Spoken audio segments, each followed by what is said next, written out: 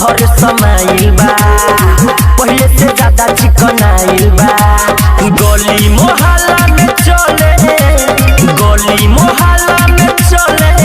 कर कहमर डोलली छौरी दिल बाला बिंदी लगा के हिंदी बोलेली छौरी दिल बाला बिंदी लगा के हिंदी बोलेली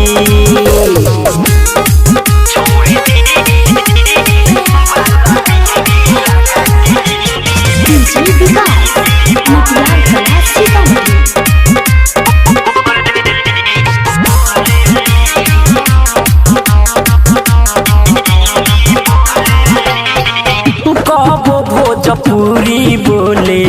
कबो बोले हिंदी में दिलवा से दिल लागल मालावा के बिंदी में कबो भोजपुरी बोले कबो बोले हिंदी में दिलवा से दिल लागल मालावा के बिंदी में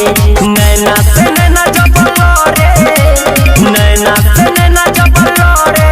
मन में घंटी डोलली छौरी दिल बाला बिंदी लगा के हिंदी बोलेली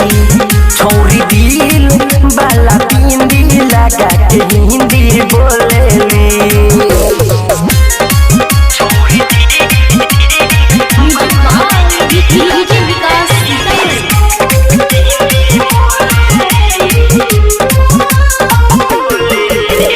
प्यारे और हुन के बिना कहीं न रहेला कमी जब होखे तय जय सुबोध से कहेला प्यारे और हुन के बिना कहीं न रहेला कमी जब होखे तय जय सुबोध से कहेला रौनक रंजित के हाथे रौनक रंजित के हाथे उ तो खबर भेजली छौरी दिल बाला बिंदी लगा के हिंदी बोलेली छौरी दिल बाला बिंदी लगा के हिंदी बोलेली।